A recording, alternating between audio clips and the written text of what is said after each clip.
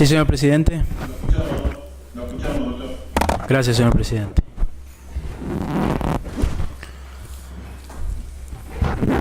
Bueno, señor presidente, a efectos de lo que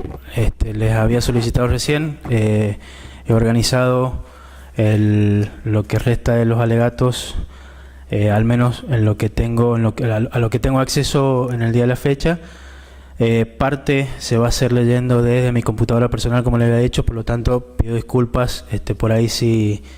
porque está, digamos, viene a ser vulgarmente un material en crudo. No obstante, he tratado de organizarlo de la mejor manera para que se comprenda cabalmente. Bueno, otro de los planteos de esta defensa tiene que ver con el marco normativo vigente al momento o a la época de comisión de los hechos por los cuales se imputan a mis defendidos. Me resulta necesario hacer una breve introducción respecto a ese marco reglamentario normativo que estaba establecido a esa época y que regía la actuación y proceder particularmente de las Fuerzas Armadas en periodos durante los cuales imperaba un estado de sitio. Ello a fin de que quede evidenciado sobre todo el cómo y el por qué algunos miembros del ejército, y me refiero a algunos y no todos, quienes estaban sujetos al cumplimiento de una orden, actuaron de tal o cual manera. Esa normativa reglamentaria, si bien parte de ella ha sido referida por el representante del Ministerio Público Fiscal, voy a hablar en particular de una serie de reglamentos que, si bien se los han citado, no han sido puestos en conocimiento, entendiendo obviamente que vuestras excelencias tendrán el pleno conocimiento, pero me resulta, como decía, de necesidad hacer mención en esta parte del alegato. Previo a todo, debo decir que en el artículo 23 de la Constitución Nacional se establece el estado de sitio, el cual dice que en caso de conmoción interior o ataque exterior que pongan en peligro el ejercicio de esta Constitución y de las autoridades creadas por ella, se declarará en estado de sitio la provincia o territorio donde exista la perturbación del orden, quedando suspendidas allí las garantías constitucionales. Pero durante esta suspensión no podrá el presidente de la República condenar por sí ni aplicar penas. Su poder se limitará en tal caso respecto de las personas a arrestarlas o trasladarlas de un punto a otro de la nación si ellas no prefiriesen salir fuera del territorio. Posteriormente, en el artículo 75, inciso 29, se habla respecto de las atribuciones del Congreso de la Nación, y entre ellas están la de declarar el estado de sitio de uno o varios puntos de la Nación en caso de conmoción interior y aprobar o suspender el estado de sitio declarado durante su receso por el Poder Ejecutivo. Ahora bien, como ya lo dije anteriormente, en cuanto al marco reglamentario vigente al momento de los hechos, en este marco reglamentario se establecían las previsiones a las que debía ajustarse la conducta de actuación de cada miembro, en particular del Ejército, ante una situación de excepción como la que acabo de referir, como fue la que se vivió previo al golpe, esa conmoción previa al golpe de Estado del año 1976,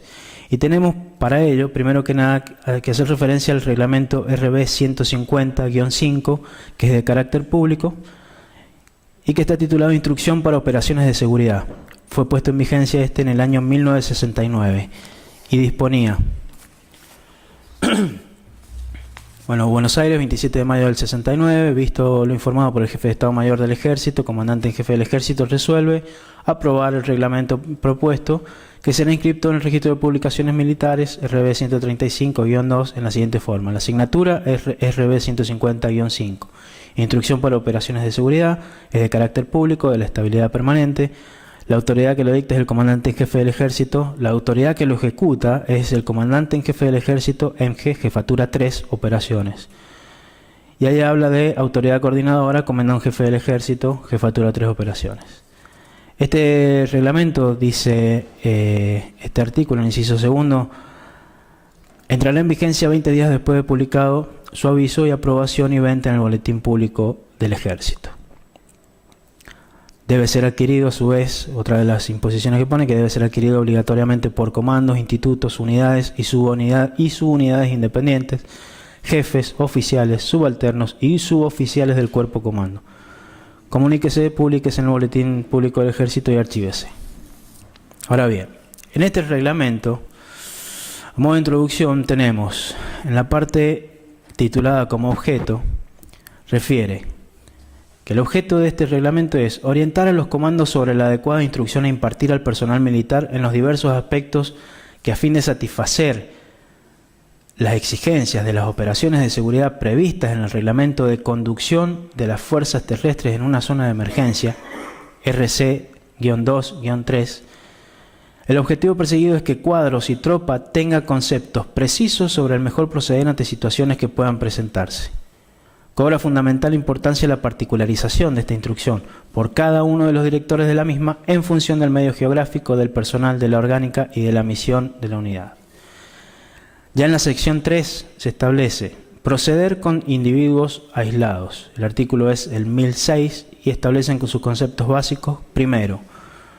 dice, cuando cualquier miembro del ejército que forme parte de las fuerzas encargadas de mantener el orden tenga motivos para suponer que determinada persona ha cometido un delito, puede detenerlo en el acto, aun cuando no disponga de la orden de detención. Adviértase que viene a configurar un modo de actuación similar a lo que hoy entendemos por flagrancia, donde se autoriza a la autoridad de prevención, en este caso las policías de provincia,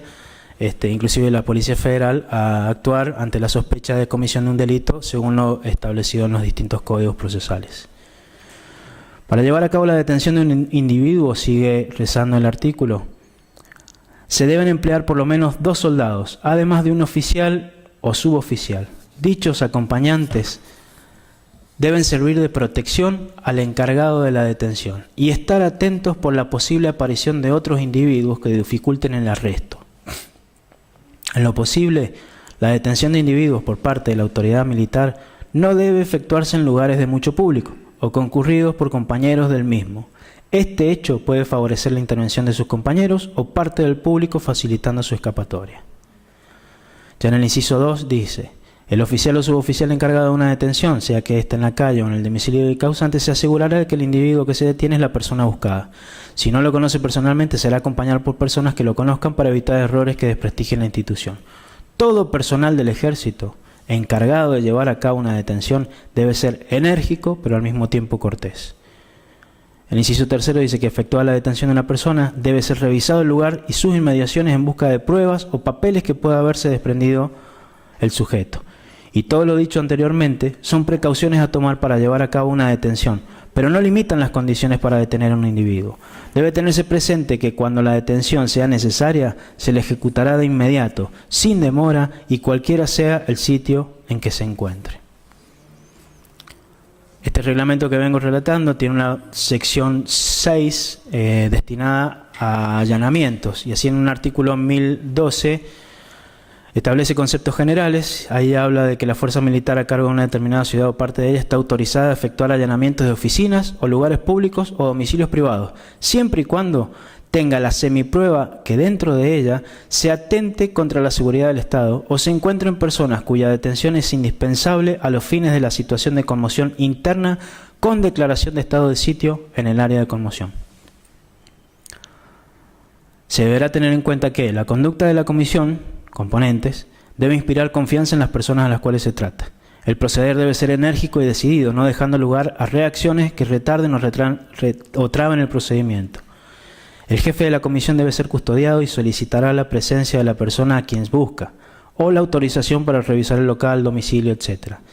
El jefe de la comisión establecerá un planeamiento previo al allanamiento para evitar que la comisión sea copada. En la entrada del edificio se efectuará por un solo lugar, puerta, siendo las demás clausuradas y controladas perfectamente. Este procedimiento se efectuará por lo general de noche para evitar que los componentes de la comisión, en caso de que se efectúe fuego de armas, no se pongan fuera de combate entre sí. En cuanto al procedimiento, establece que el personal designado para entrar al edificio debe ser siempre encontrarse al amparo de las paredes hasta llegar a la puerta del mismo. Al llegar, se debe abrir la puerta de un empujón para asegurarse de que no hay nadie detrás de ella, que en todo momento se permanecerá a los lados de la puerta y no frente a ella para protegerse con la pared. Entre otras cosas, dice que si las personas que se encuentran en el interior son peligrosas, se las obligará a salir mediante gases lacrimógenos o granadas, cosas de las cuales no hemos tenido conocimiento, al menos en este debate. Que los ocupantes, dice también, serán detenidos a medida que vayan saliendo del local. y que se deberá levantar un acta para dejar constancia del procedimiento efectuado y de los objetos hallados, además de las personas que intervinieron. La misma será suscripta por oficial o suboficial, jefe de la comisión, por el ocupante del local, encargado o propietario. Muy similar a las actuaciones, a pesar de que se ha interrogado a las personas, a los testigos de la posibilidad de percepción de la existencia, ¿no?, de una orden de allanamiento, en el entendimiento de que todas estas detenciones se hacían por dirección del juez federal de turno. Bien, ahora ya por último, respecto de este reglamento, se establece en el artículo 2003 los elementos a llevar. Y acá dice, se recomienda contar con palos y cuerdas para el transporte de prisioneros. Brazos estirados sobre él, las muñecas atadas en los extremos, capuchones para cubrir la cabeza del detenido. Estos deberán utilizarse en el caso de detenciones de cabecillas a fin de que no sean reconocidos por la muchedumbre. Además, megáfonos, sirenas, silbatos permitirán actuar sobre la psicología de la turba. Si bien surgen de acá algunas cuestiones que son fundamentales, en razón de que hemos conocido en este debate que todos, si no todos, la gran mayoría de las personas que han venido a declarar, los testigos víctimas, como se lo conoce, han hecho referencia a esa capucha. Bueno, no es otra cosa que el capuchón que establece acá, los capuchones para cubrir la cabeza del detenido, circunstancia que también vemos habitualmente en detenciones de lo que tiene que ver con delitos por la ley 23737, lo vemos habitualmente no solamente las personas que nos encargamos, o mejor dicho, que nos desempeñamos como abogados defensores en los fueros penales, sino también se puede ver tranquilamente por los medios televisivos cuando se captura una de estas personas, como la propia autoridad, ahora ya no con capuchas, sino con camperas, con prendas de vestir, proceden a taparle la cara y así ocultar la identidad de la persona detenida. Ahora bien, no obstante esto, debo destacar que este reglamento estuvo en vigencia hasta diciembre del año 1976. Este fue derogado entrando en vigencia el reglamento RE 1051, que es de carácter reservado y cuyo título es Instrucción para Operaciones de Seguridad. Este reglamento dice Buenos Aires, 17 de diciembre de 1976, visto lo informado por el presidente de la Junta de Publicación, el jefe de Estado Mayor General del Ejército ordena aprobar el reglamento propuesto, el que será inscrito como el registro de publicaciones militares, bueno, en fin.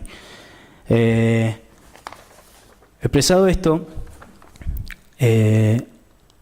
me queda decir que a fin de que quede perfectamente delineado esta situación y este marco normativo, como decía, este es el modo de actuación a la que estaban acostumbrados, este es el modo de actuación por los cuales se regía la conducta de la mayoría de los miembros del ejército. Cuando hablo de la mayoría digo no todos, porque como me expresaba al principio de este alegato, resultaría ocioso y no está tampoco en mi mente negar la existencia de los hechos, negar de que haya existido por parte de algunos miembros del ejército alguna actuación que no fuera acorde siquiera a estos reglamentos, ¿no? Que ya de por sí a nosotros que estamos acostumbrados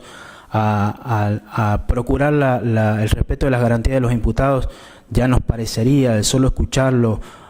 una situación aberrante. Y asumo que, por mi edad, este tipo de normativa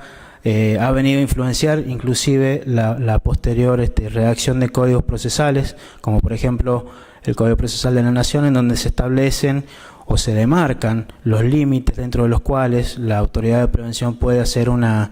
detención. Inclusive se demarca también el ámbito de actuación, estableciendo que debe darse conocimiento inmediatamente al juez o darse intervención directamente al juez previo a hacer cualquiera de estas detenciones, salvo lo estipulado para flagrancia. El código, como nota de color, el Código Procesal Penal de la provincia de San Juan es una copia fiel y exacta, salvo algunas pequeñas excepciones que tienen que ver con plazos, del Código Procesal del Penal de la Nación vigente. Bien, luego de ello, señor presidente, si me permite, voy a comenzar a hacer una serie de planteos que tienen que ver como dije antes, con cuestiones que si bien ya han sido en algunos casos tratadas, considero necesario referirme a ellas por precisamente por la defensa de los imputados, porque estaban planteadas ya en la formulación de estos alegatos, y he tratado, como ha sido referido personalmente por este defensor ante el presidente del tribunal, he tratado de acortarlos y tratado de subsumir, digamos, esta defensa y adherirme a los planteos para no abundar en detalles, porque entiendo que han sido perfectamente planteados por los colegas que me han precedido.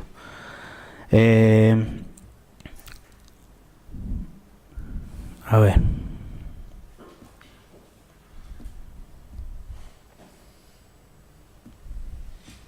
Pido disculpas, pero esto es parte de lo que... Sí. Ordenarse correctamente. Son... No lo quiero complicar. Sé que está haciendo un esfuerzo y no lo quiero complicar. Si me da 2 segundos, puedo empezar por lo menos por el tratamiento de nulidades. Acá está, acá llegué. Puedo comenzar con esto. Y sí, me gustaría establecer, señor presidente, que no puedo calcular el tiempo que me va a llevar esto, pero aproximadamente será, en función de lo que ya se ha expuesto, que han sido aproximadamente 110 hojas en las que estaba contenida la primera parte del alegato. Estimo que esto me va a llevar aproximadamente unos 20 minutos o media hora, no más de eso, y tras lo cual pediría la venida del tribunal para continuar ya con el resto de los planteos, o específicamente si la audiencia se diera si tuviese la posibilidad de seguir con este alegato, como me he comprometido, terminar en la audiencia próxima y comenzar directamente con el análisis del caso por caso y la prueba que ha sido tenida en cuenta para la acusación. Bien, doctor, continúa estos 20 minutos que me pidió y después reorganizamos las... Bueno, muchas gracias, señor presidente. Voy a empezar con un planteo de nulidad por violación al artículo 18 de la Constitución Nacional. Este planteo de nulidad es sobre todo lo actuado, en especial en este proceso, en razón de que se ha conculcado, a nuestros defendidos el principio constitucional del juez natural, contenido en los artículos 18 y 75, inciso 22 de la Constitución Nacional, como así también los artículos 166, 167, incisos primero y segundo, y del artículo 294, contrario sensu, todos del Código Procesal Penal de la Nación. Por lo que expresamente solicito se declare la nulidad absoluta e insanable de todo lo actuado en esta causa respecto a nuestros defendidos, ya que tal actividad procesal no fue rendida ante el juez natural de la causa. En cuanto a la motivación, voy a efectos de no redundar en lo que ya expuso el doctor Chervín, voy a adherirme en este caso puntual al planteo formulado por la defensa oficial en este punto, y voy a proceder a un segundo planteo que tiene que ver con lo que se estuvo hablando anteriormente, esta cuestión de la norma de ius cogens. Como ustedes saben, me referí a lo que esta en defensa entiende es la inexistencia de una norma de ius cogens al momento de los hechos, y por ende su consecuencia necesaria es el planteo de prescripción de la acción penal. Este segundo planteo, a favor de mis defendidos en esta causa, conforme lo autoriza el artículo 59, inciso tercero, 62, 63, 67, 142 bis, 144 ter en concurso real, artículo 55 del Código Penal, y los artículos 210, 210 bis, incisos B y C, ley 23077, también del mismo código. También los artículos 336, inciso primero, 339, inciso segundo, y 343, y las leyes 23054 y 23013, como así también los artículos 18, 19, 28, 31, 33, 75, inciso 22 de la Constitución Nacional, por haber transcurrido en exceso el tiempo previsto en el Código Penal para la persecución penal respecto de las acciones endilgadas a Juan Francisco del Torquio, Eduardo Daniel Cardoso, Juan Alberto Vallay y Elías Lucio Arancio. Al momento de los hechos, hace más de 40 años, no existía en nuestro Código Penal ni en ninguna otra norma extrapenal, como yo lo he referido al principio, ningún tipo penal que determinara la existencia de los delitos de lesa humanidad. Más aún, ese tipo de delitos fueron definidos por la Corte Penal Internacional, como lo dije, en el artículo 7 del Estatuto de Roma, aprobado el 17 de julio del 98. Vale señalar entonces que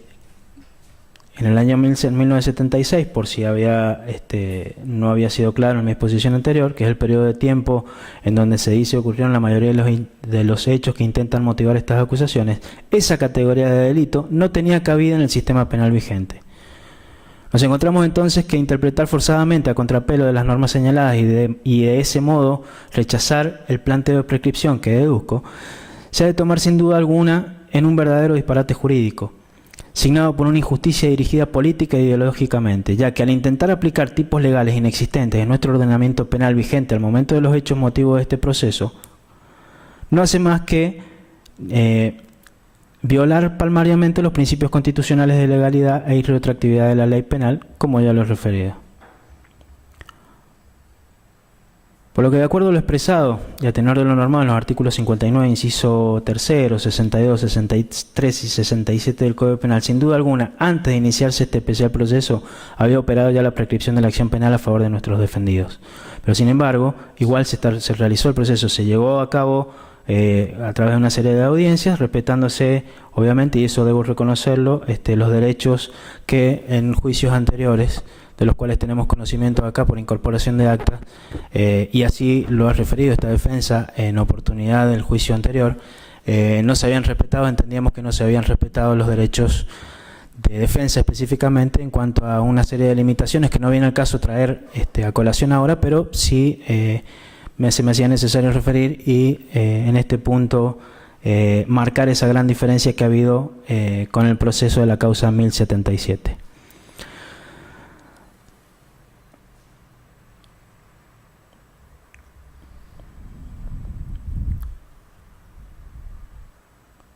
Bien, sin perjuicio de lo antedicho, tampoco existe en el Código Penal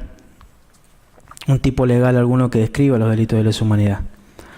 Pues la reforma operada de la ley por ley 25.990, donde la institución de la prescripción de la acción penal fue reformada, el legislador, si hubiese querido, hubiese introducido como supuesto en dicha reforma a los delitos de lesa humanidad, y sin embargo tampoco lo hizo.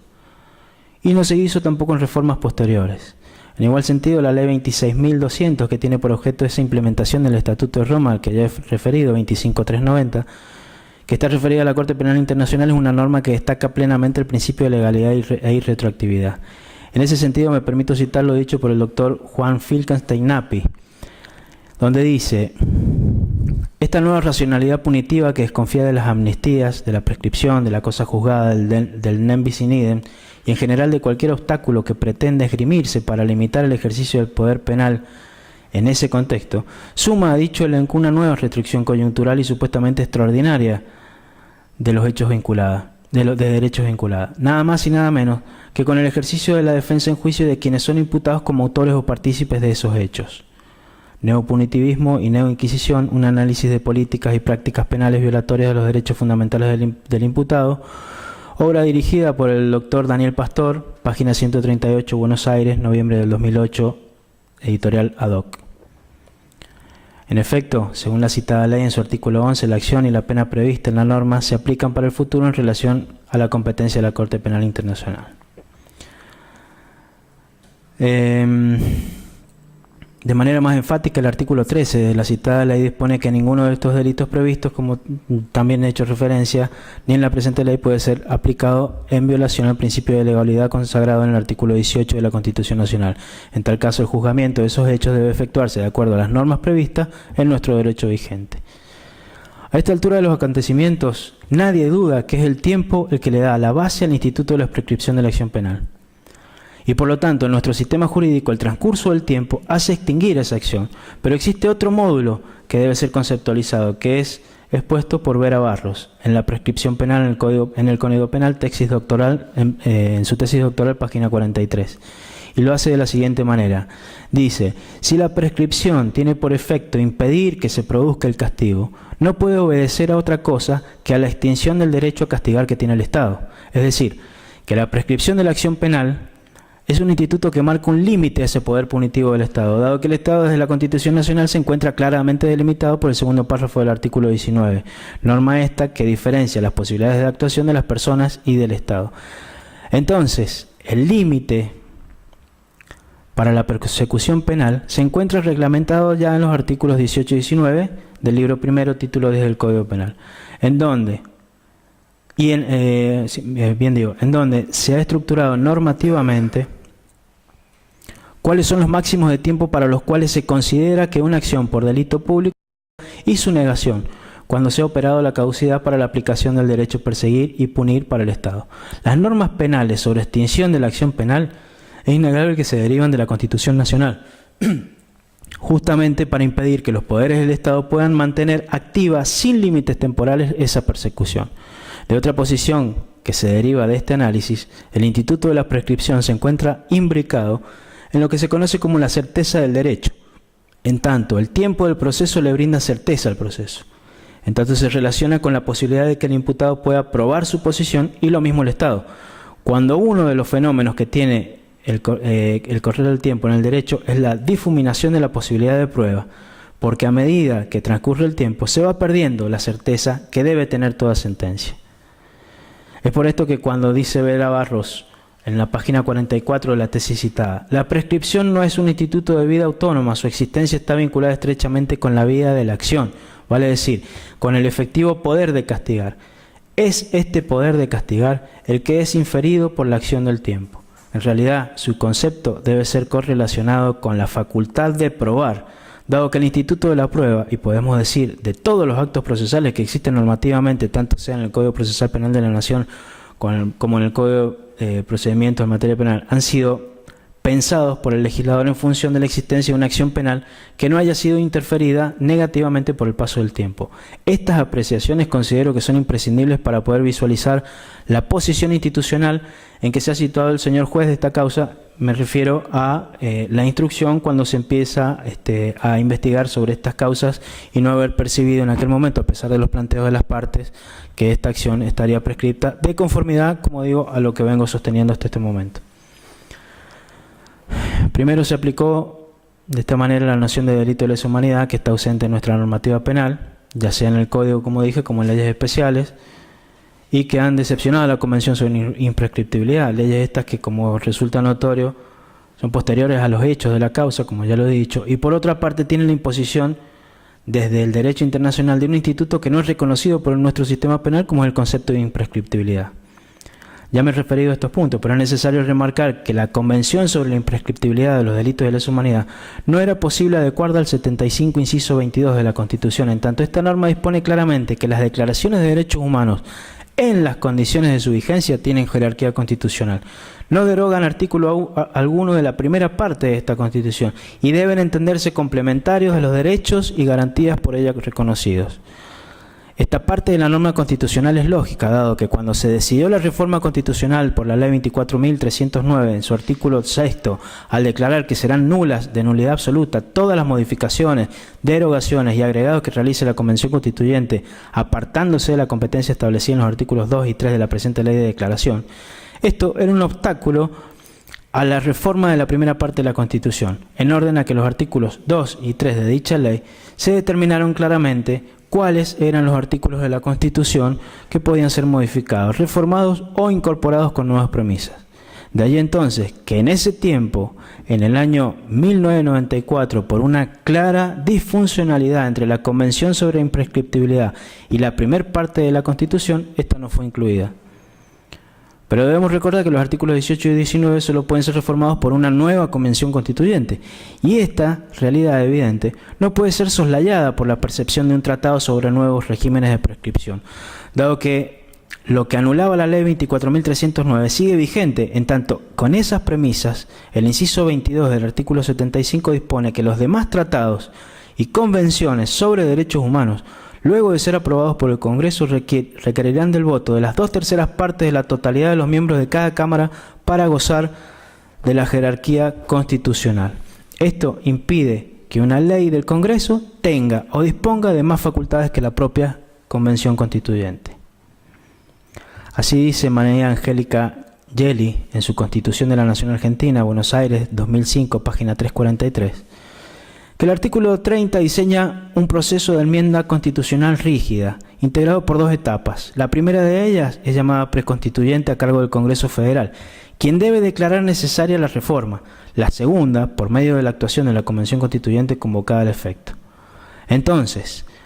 no obstante que la Convención sobre Imprescriptibilidad fue legislada por el Congreso, en realidad es necesario establecer que no puede ser aplicada hacia el pasado, sino a hechos futuros, porque la lectura pausada de los párrafos que contiene el inciso 22 del artículo 75 son un impedimento para aplicar de manera retroactiva leyes penales. Lo que nos lleva a determinar entonces que o ha sido el Congreso el que ha hecho ingresar a nuestro ordenamiento jurídico una ley que se opone a la Constitución, o es el propio Poder Judicial el que aplica de manera inconstitucional esa convención. El tiempo es una parte esencial del derecho que se deriva en la legislación, porque el tiempo es una especie de juicio sintético a priori que se encuentra en el ser humano, en su estructura mental, y por esto lo ha trasladado al proceso. Dice bien Eduardo Couture en sus Fundamentos de Derecho Procesal Civil, Buenos Aires, 1951, página 111, que el impulso procesal está dado en una relación de tiempo y no de espacio. El proceso no es una cosa hecha, un camino que deba recorrerse, sino una cosa que debe hacerse a lo largo del tiempo. De allí que todos los códigos procesales, en tanto legislan sobre el tiempo de las personas, han determinado un tiempo en el cual la acción debe nacer y fenecer, y el Estado, cuando el tiempo legislado ha sido sobrepasado, no puede dictar una sentencia sobre el caso, tanto sea en derecho civil o penal. La consecuencia de lo que se viene exponiendo radica en que es claramente opuesta a la Constitución, a los artículos 75, inciso 22, segundo párrafo, infine, 18 y 19, la implementación en este país del concepto de imprescriptibilidad de la acción penal. Por lo que es evidente que esa convención implica la existencia de un conflicto con la primera parte de la Constitución, en donde se declaran los derechos y garantías de las personas.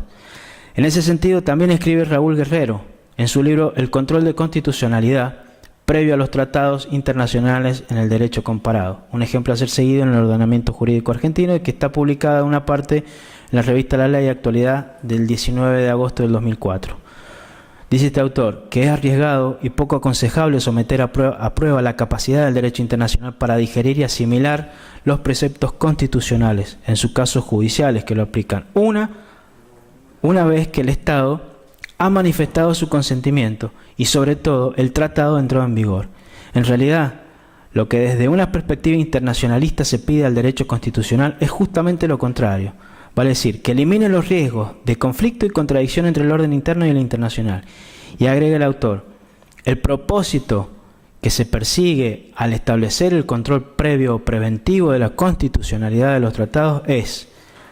preservar la Constitución del Estado como norma fundamental y suprema del mismo,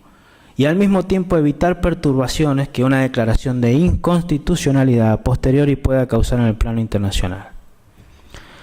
Ahora es claro que el control de constitucionalidad de los tratados viene determinado por la última parte del segundo párrafo del artículo 75, inciso 22, por lo cual, cuando el último párrafo de la norma se refiere a los demás tratados y convenciones sobre derechos humanos, el control previo de su inclusión está determinado en el segundo párrafo. Por lo cual, la contradicción con la Constitución de la Convención sobre Imprescriptibilidad de los Crímenes de Guerra es evidente. Ya ha sido citado acá Gregorio Badeni, y en función de ello no voy a citar, no obstante, su mención al respecto ha sido expresada acá por el doctor Chervin, y me voy a adherir también a ese planteo. Bien. Esto tiene que ver, señor presidente, por eso lo voy pasando, con lo que ya se ha tratado sobre la Convención de Viena sobre el derecho de los tratados, y a fin de no incidir en una repetición,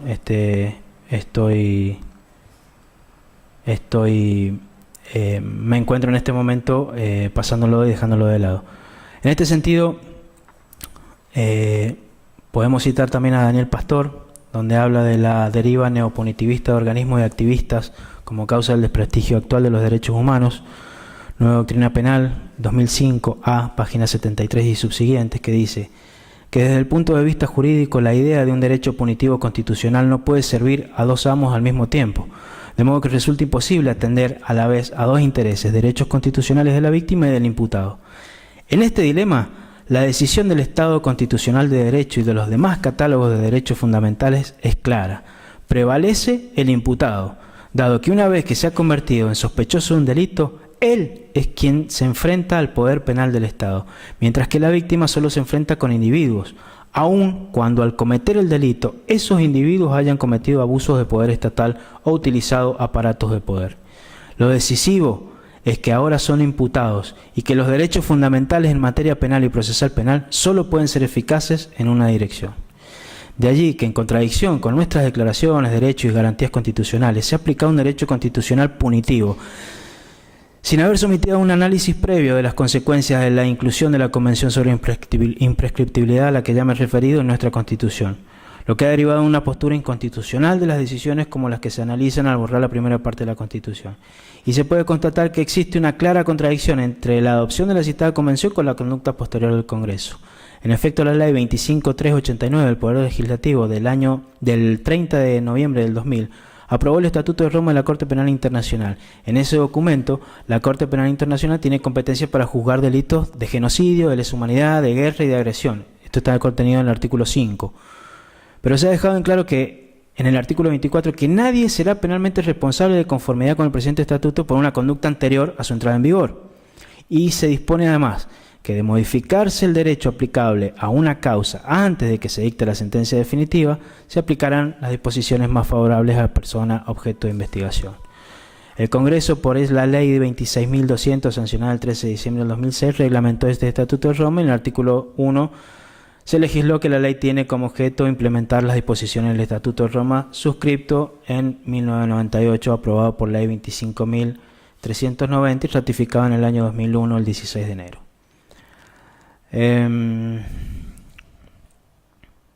Toda esta situación nos lleva a un fenómeno de que la ley que incluye en nuestro ordenamiento un documento internacional reconoce derechos de las personas y no lo hace una convención, lo que es una grave contradicción. Si por el artículo 13 de la Ley 26.200 ninguno de los delitos enunciados en el artículo del Estatuto puede ser aplicado violando el principio de legalidad, entonces ¿cómo puede ser que se lo pueda violar por la propia Convención de Imprescriptibilidad? Es decir, se hace evidente que el Estatuto de Roma ha sido examinado bajo la lupa del artículo 27 de la Constitución Nacional y desde el artículo 75, inciso 22, último párrafo. Por lo cual, si los delitos del Estatuto no pueden ser imputados violándose el artículo 24 del mismo, siendo figuras iguales a las imputadas en este caso, tenemos que tampoco se la puede imputar saltándose el principio de legalidad desde la prescripción, lo que da como resultado que la Ley 26.200 posterior es la que debe regir en este caso. Si así no fuera, la contradicción legislativa es evidente. Bien lo dijo el doctor Eugenio Raúl Zaffaroni, El derecho a la libertad en el proceso penal, de Domínguez, Aniquiarico y Virgolini, Buenos Aires, 1984. En el prólogo dice que cuando se había decepcionado al Pacto de San José de Costa Rica, dice: en una república no puede haber contradicción valorativa en lo legislativo, porque eso es irracionalidad y despotismo. Aquí nos falta la voz que en su quere diga que dos actos legislativos simultáneos no pueden ser contradictorios porque eso lo impone el principio republicano de gobierno, y no hay argumentos de certeza y seguridad que puedan oponérsele, porque todo lo que contradiga el principio republicano no solo será útil, sino nocivo. No debemos olvidar que, como ya lo dije, cuando el artículo 18 dispone que ningún habitante de la nación puede ser penado sin juicio previo fundado en ley anterior al hecho de proceso, se está instalando una norma de garantía, y que esta garantía no puede dejar dejada sin efecto por leyes que se dicten como consecuencia de esta mentada norma constitucional. La ley anterior al hecho del proceso contiene también el instituto jurídico de la prescripción penal, porque se encuentra determinado desde la acción que da origen a la sanción. Si el hecho se encuentra prescripto para el Estado, no solo no le interesa la sanción, sino que no ingresa en la verificación del supuesto fáctico,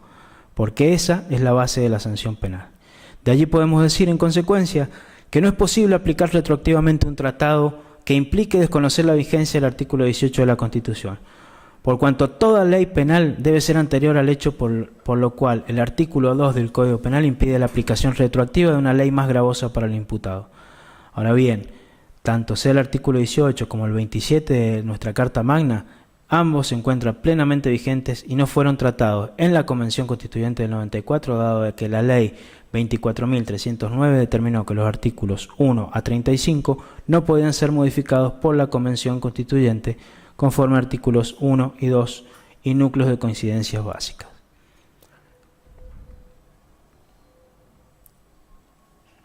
A este respecto dice Jorge Reinaldo Banossi en una obra dedicada a este tema, Régimen Constitucional de los Tratados, de Buenos Aires, 1969, página 37. La norma del artículo 27 de la Constitución argentina impone la conformidad de los tratados con los principios de derecho público establecidos en esta Constitución, lo que significa que los tratados deben ajustarse a la supremacía de la ley fundamental de la misma manera que las leyes y demás actos del derecho público interno del Estado. Si el artículo 27 de la Constitución Nacional remite a los principios constitucionales del derecho público para admitir un tratado de cualquier naturaleza, cuando se trata de un documento que pretende retrotraer, como sucede en este país, hacia atrás los efectos de ese impedimento de prescripción, debemos determinar entonces la relación del documento internacional no solo con los artículos 18 y 27, sino también con el nuevo artículo 75, inciso 22. La reforma del 94, que reformó este artículo que cito, en ese sentido, dentro de las atribuciones del Congreso se encuentra la de aprobar, desechar tratados concluidos con las demás naciones y con las organizaciones internacionales y concordatos con la Santa Sede. Se delimitó que los tratados y concordatos tienen jerarquía superior a las leyes, pero he aquí que las dos declaraciones y los tratados de derechos humanos que se enuncian en la segunda parte de dicho inciso en su condición de vigencia tienen jerarquía constitucional, no derogan artículo de la primera parte de la Constitución y deben entenderse complementarios de los derechos y garantía por ellos reconocidos.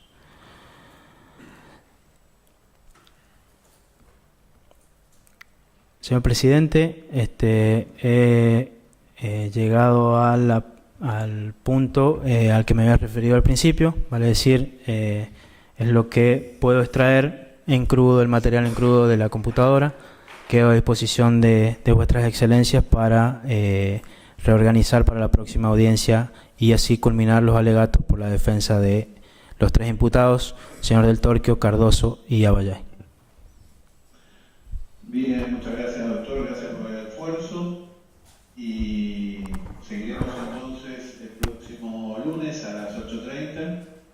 en donde si se organiza el doctor Valdés en Modesa en la mañana, podría estar finalizando y inmediatamente después del receso al mediodía comenzaría la defensa del imputado Vic. Si me permite, señor presidente. Viendo entonces el día lunes a las 8:30. Muchas gracias a todos. ¿Se cortó? Sí, no salió. ¿O así? Se cortó el audio, me parece.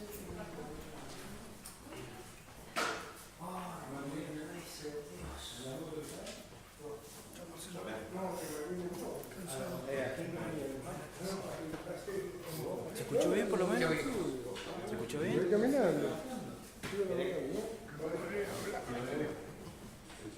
¿Qué vamos a hacer?